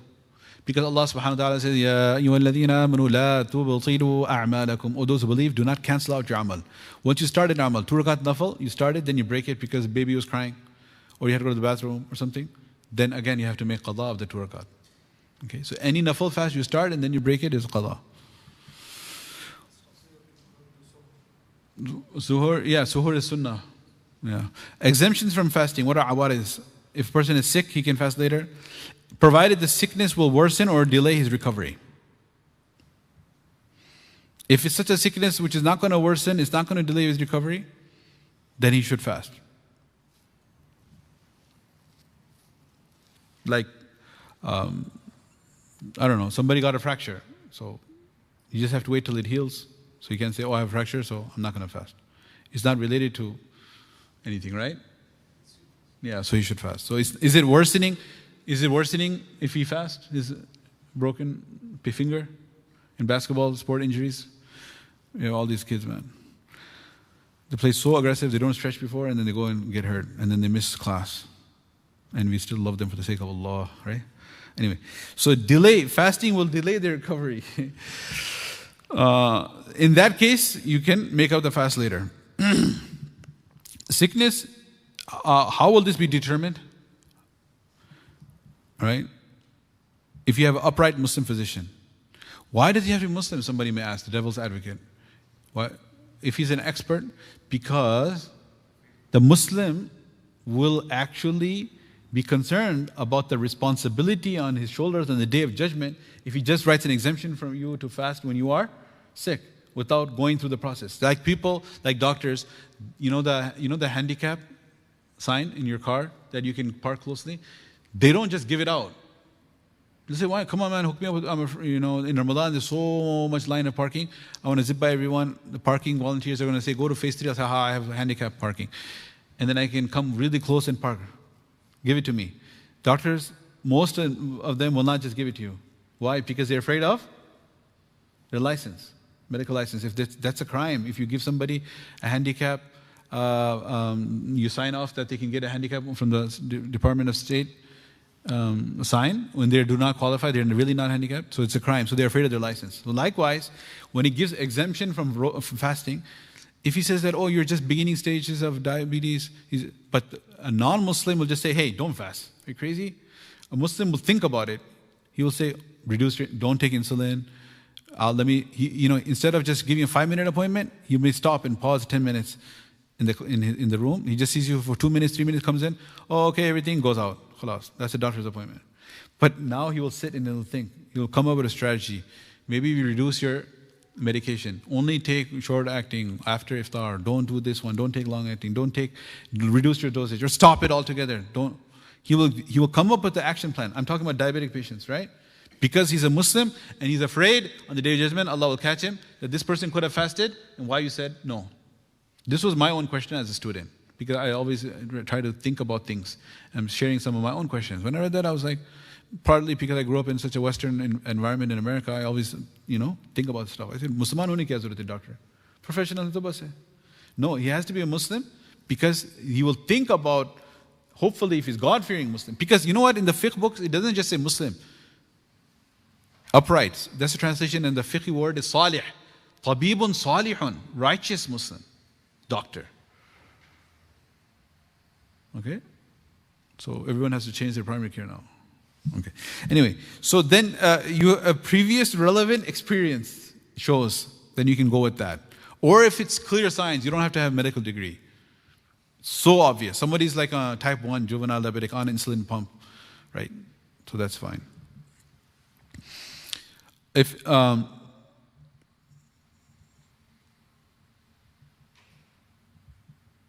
so this doctor is giving his medical opinion, not a fatwa. This is, I already went through this. Previous relevant experience. Mean every single year it's the same thing happens. So he can go on past data. Or if there's clear signs. Very obvious he's extremely ill and is unable to fast. I mean, he's literally dying on his bed. So he doesn't have to go to an upright, practicing salih Muslim physician to get evaluated because he's literally dying. He's like, "Saans ho kar rahi hai." His breathing is like stopping. He's on a ventilator. You're talking about roza? What are you talking about? Masala. If a person suffers an illness, has an asthma attack, there's no option but to take medicine. It's permissible to break the fast, but you'll have to make qada. Okay, so a woman in hayd or nifas will make out the fast later. She cannot fast. There's a difference between fasting and salah. For salah, do they have to make it up later?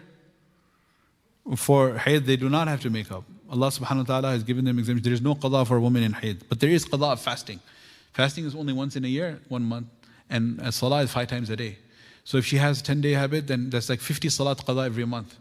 Would have been, but it is not. For Quran, they can make it with the niyat of dhikr, like 4 quls ayatul kursi, but not tilawat. So this is more detail for the sisters. I covered this on Sunday, so I don't have to spend much time with that over here. But if Ramadan has begun while she's already in state of hayd, she can eat and drink, but it should not be in front of fasting people. And if she was tahira and she was in her fast, but then menstruation starts in the middle of the day, then she should break her fast and eat. Why you must break your fast? Because you don't want to give you don't want to present yourself as, I don't care about hayd, I'm still fasting. That's why you should eat or drink. All right? And if it stops during the day, this is the opposite end now. This is beginning, this is now end. Then she takes her ghusl. Is she pak, pure now? Yes. Is it Ramadan? Yes. But is her fast counting? No, because in the beginning portion of the day she wasn't. But out of respect for the month of Ramadan, she should abstain from eating and drinking. This is something called tashabbuh bis-sa'im. Yeah, act like a fasting person. This same thing applies to men. You'll say this, how does it apply to men? It applies to men if you were sick and you became totally cured, which is really hard to define exactly. Now I'm cured. What is much easier to define is you're not traveling anymore. Say you were traveling in the beginning of the day, so therefore you're not fasting, but you arrive in your home, 10 o'clock, 11 o'clock. You're now in your home. In the morning you were traveling, so now you're at home. So you should do the same thing. Act like you're fasting, out of respect for the day. When you're traveling, it is permissible to fast if you want to. Pregnant or nursing woman is expected to fast unless there's a legitimate harm for herself or a baby, then she can miss. If the doctor says that, you need such amount of caloric requirement of intake of so many calories per day for the healthy fetus or for lactation to continue, and you're not able to get the caloric intake during night hours for whatever reason, then it is permissible for her to fast. Then it's permissible for her to break her Muslim. She will make hunger and thirst, severe hunger, you're dying. Remember I said, you don't have to go for glucose, just break your fast, make it up later. Traveler. So 48 miles or 54 miles, these are the two qawls about the shari'i safar. If you're traveling more than 54 miles and you do not intend to stay for more than 14 days. Right? So if you're staying for 3 days, 4 days, if you're staying more than 14 days, if you're staying 15 days, then you become a muqim there. Then you start praying 4 rakat salah, no qasar, fasting will become farad. Right? So this is a masala of traveling. It applies to qasar of salah and exemption from fasting and other rulings as well. Qurbani will not be wajib if you're a traveler. You can make masa instead of 24 hours on your leather socks or wudu gear socks, bumps up to 72 hours if you're a traveler. Different ahkam apply for a traveler. So one of them is that if you're traveling, if you're staying somewhere less than 14 days. 14 days or less than 15. Okay? Now the question comes, when does it start? When do you leave? If a current time 5 o'clock, dawn, Fajr starts at 5 o'clock, right? So if he leaves, even though he intends to travel later in the day or he's already started his journey, because he's still in his hometown when Fajr enters, he has to fast. This happens to a lot of people who fly in the day, even if it's 8 o'clock, 9 o'clock a.m., 7 o'clock a.m. flight. If you're in your home when dawn time, what do you have to do? You must fast. Because just waqt farad ho, at the time the obligation came, you are at home. Okay? So just, if you want, unless you leave your hometown before Fajr, and then you wait for 10 hours in the airport, in the lounge. But whatever the case is, if you leave your home before Fajr, you don't have to fast. If you're at your home at Fajr time, you have to. And if you're flying east, what will happen? Shorter fast. If you're flying west, what will happen? Longer fast. You follow the iftar at your local time zone. Not the time zone or the iftar of the point of origin or the point of arrival, but rather your current time zone. If you're traveling east, your fast will become shorter very quick. If you're traveling west, it will become longer. If he leaves his home outside his hometown when Fajr enters, it's still recommended, but it's permissible for him to break it. Okay? So as long as you leave after Fajr. What's the fidya? Monetary compensation. This is for a person who cannot fast. He has a permanent terminal illness. Very old person, very sickly, very diseased person. There's no hope of recovering. If you have hope of recovery, what do? Wait till you recover and make qada. No hope of recovery. Just like he crashed the car. Then you go to the money. Fidya for each fast. How much is the fidya? Sadaqatul fitr amount, which is around $5, $5 to $7, $8. It fluctuates. If we do over here at Dar es Salaam, our muftis, they go and get the average of the wheat in the market, and the flour, and retail, and wholesale, and raw, and grinded flour, and they take it, they average it out, they do the calculation, and then we present the Sadaqatul Fitr amount. Okay. If a person paid the fidya, then recovers, the missed fast would have to be made up, and the fidya will be considered sadaqah. This is a real scenario happened one day. One brother came to me and he said, from when I was a young person, I started having, when I would fast, I would have extreme migraines, throw up, vomit, and migraines, and I would see lights and everything. I had to lay down, could not function. By 8, 9, 10 o'clock, 11 o'clock, I'm dead. And I did all neurological testing, this, that, nobody could figure out, MRI, everything. 1 year, 18 to 28, 38. So like 20 years, he could not fast. And all the medical testing. Then he went to somebody who did some ruqya on him and recited some ayat and everything. And then he asked me this question, I remember, when Ramadan was in June or July. He said, now, alhamdulillah, I recite these ayat of Quran every day. And all of a sudden, I can fast the whole, like 16, 18-hour fast. And at the iftar time, I feel like I can go for another day. That's the great part. Good news. What is the, not bad news, but more thawab news for him, is that all these years, what was he giving? Fidya. So he said, well, now I'm healthy. What? He thought it was incurable, remember? So now he got cured. He has to make qada, yeah. I told him, make a payment plan. You don't have to fast, if this is 20 years, 20 months, you don't have to fast straight 20 months. We talked about 2 months, now we're talking about 20 months. So you don't have to fast 20 months straight, you can make a payment plan. Maybe you do it like September to April, because of shorter days or whatever. Or a couple days a week, every other day, or a couple days a week, and keep a tally. The question comes when you make a payment plan, what if you die? Right? So if you die, Allah will give you the reward because you have a payment plan in place. And oh Allah, if you had extended my life, I would have fulfilled it. That's one of the logical reasons for Jannah being khalidina fiha abada, and Jahannam being khalidina fiha abada. Because if a Muslim has 7 years of life, he obeys Allah. If Allah gave him 700 years of life, would he not obey Allah? 7,000, 7 million, 70 million, billion, zillion, trillion, quadrillion. He would obey Allah forever. So that's why after the testing period is passed, Allah will give Jannah forever. And the one who is disobeying Allah will disobey Allah potentially forever. That's why Jahannam is it's forever. So if he has a payment plan and he dies short, Allah will reward him. There are so many other hadiths, like the one who wears ihram, intends to go out for Hajj and he dies halfway or some on the path, what happens? Get the reward of the Hajj. A person makes a niyyah to become a hafiz, he memorizes one line a day. He dies short, he'll be raised as a hafiz. And the other one will be raised as a haji. So all of these hadiths indicate that if you have a plan in action, you made a niyyah and you're working on it, and you die without fulfilling it, Allah will reward you. Some last FAQs, the important masail. When should qada fast be performed? As soon as possible. You got to complete it before you die. Do you know when you're going to die? No. Therefore, as soon as possible.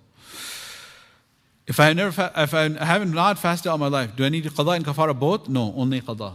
Because you did not intentionally break the fast, you never made the intention to begin with. Smoking while fasting is going to break qada and kafara both will apply. Should children fast? If they're not baligh, they're not obligated, but they should be encouraged. If a person had to break his fast, it's wajib to abstain from eating or drinking for the rest of the day. Act like a fasting person. Act, tashabbuh. Yeah, because this is out of respect, even though you must make up that day. If person forgets, the fast will not break. Can you brush your teeth? It's makruh if the toothpaste is going to go down. If some water reaches the throat through kulli gargling during wudu, the fast will break. Because this is an accident, not because you forgot. Okay? So these are the summary now. Khalas. The following do not invalidate the fast. Because at the end of the day, the whole fiqh of fasting, it boils down to people want to know what breaks it, what does not break it. What breaks it, what does not break it.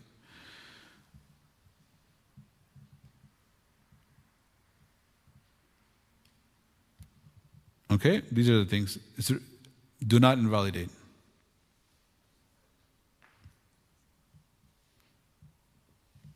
Swimming without following water will not invalidate. Yeah, if your chances of swallowing, then you should not. That will break your fast right there. Okay? These things do invalidate, will break. Eating or drinking deliberately, all these things. Swallowing, we covered all of these things.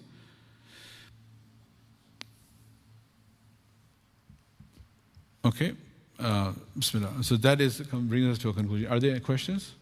Online questions? Slido? Okay. If you genuinely have a question that's not covered relating to fasting, all questions must be related to fasting.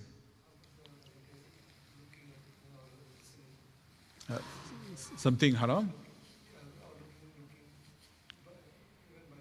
Yeah, if someone sees something haram, it will not break the fast. And if it leads to the fulfillment of shahwat till the completion, then it will not break the fast. It's only when there's physical stimulation involved. Yes?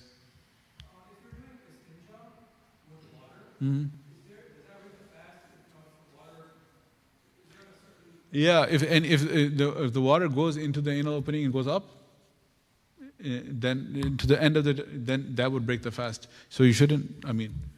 You should make sure that the water does not go inside. Just cleaning the exterior part is obligation, part of istinja, not to go inside. Yeah. Yeah, you should not pass a wet finger inside. Wet. Yeah.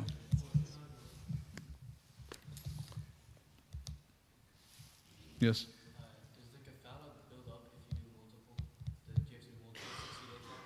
Do you have to do multiple 60-day fasts, multiple kafaras? Okay. Multiple times in the month of Ramadan, made the niyyah, as farad in Ramadan, made the niyyah, then intentionally, without excuse, broke the fast. If he did that multiple times in one Ramadan, then all those can be one kafara. But if he did it multiple times over multiple Ramadans, multiple years, na'udhu billah, then however many number of years, that's how many kafaras.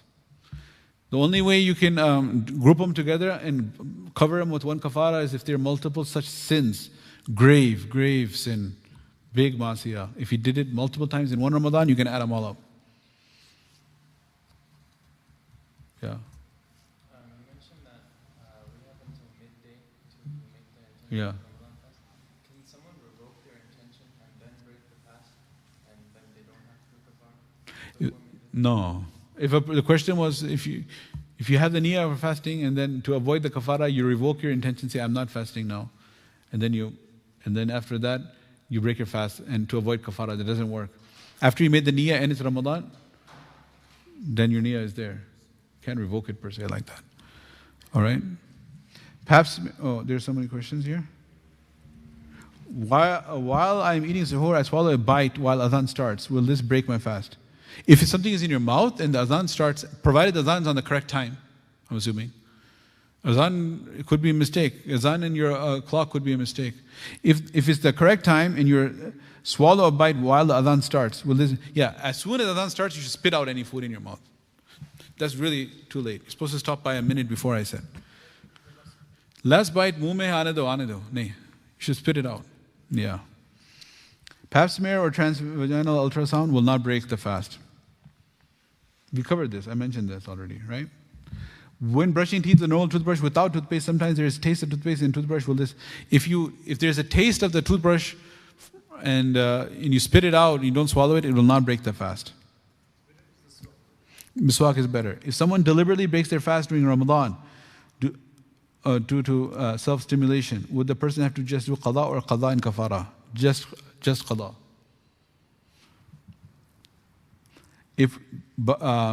If we know we have to make up a fast, if it involves another person, it's kafara. And self is qada. If we know we have to make up a fast because accidentally breaking it, can we eat the rest of the day in secret or we have to act? Acting like you're fasting, tashabbuh, is recommended. Means it's recommended. What does recommended mean? Don't have to. If you do it, it's good. If you don't do it, it's not haram. Because your fast already broke. So hide and eat, yeah. The question is, if I don't hide and eat, what happens? It's just, it's khilaf awla, not recommended to do that. Saliva induced by miswak and you swallow it, it's all saliva, it will not break your fast. But if you're doing miswak, then the sunnah is to spit it out. Gargle your mouth. And then whatever naturally produced saliva, swallowing it will not break the fast. Right. I think most of the potential questions are already mentioned in the slides, yes? Nail biting, yeah. So we talked about that. If a person swallows a nail, of course it's gross. A lot of gross things we talked about. But if a person swallows a nail, is that a nutritional value, an object of substance? No. Right? It's makruh to swallow it, and if it will be a kafara if he there is no kafara, it's qada only. Yeah, we did. Where's the slides? It doesn't mention nail biting. Okay. Let me see. I'll show it again. I'll show it again. Yeah. So that's also showing. This is showing as well on the screen. Okay. I'll show you this. See.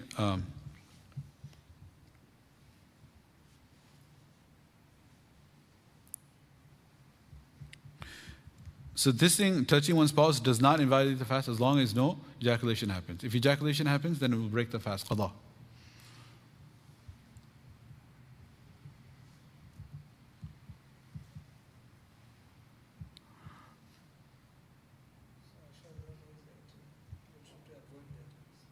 Yeah.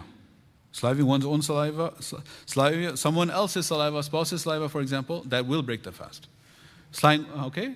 One's own will not, but your spouse's will.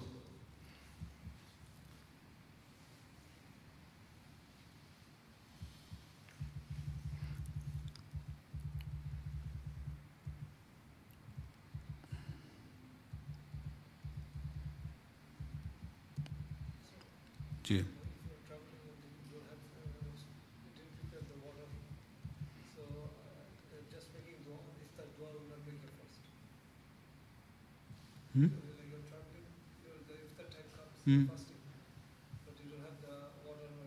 Yeah. If you're traveling and you don't have anything to make iftar with and Maghrib time comes, then your fast will not be broken, your fast will be there, and if you delay the iftar, then it's makruh. That's all. As soon as you find some water and food. I think we can perhaps make a closing dua. Everyone is leaving and it was pretty long program, huh? I want to show you over here. This was purposely in his...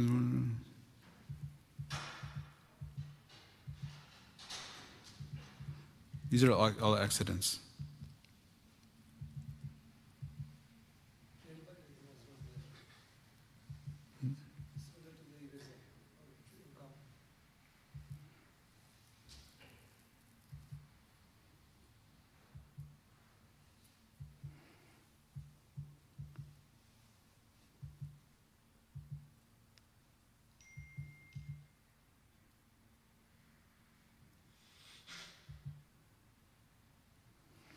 Yeah.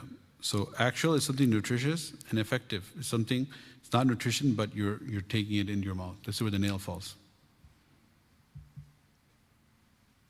So it's an invalidator. See, types of invalidators in food and drink. And the food and drink is actual or effective. The actual is qada plus kafara, effective is just qada. If it's intentional. Yeah. So the bottom line, we did a lot of technical discussion, but let us revert back and remember that this is an obligation. We want to ensure we do it correctly. And طلب العلم فريضة على كل مسلم ومسلمة. Seeking knowledge is farad on every Muslim, male and female. And may Allah reward all of you for taking out time to learn. General feeling of people is, oh, I know that, I've been there, done that my whole life. So what do I need to learn? Similarly, the situation with salah, with zakat. We will have a fiqh of zakat seminar, inshallah, during Ramadan. There's also Fiqh of Ramadan includes determining the month, right?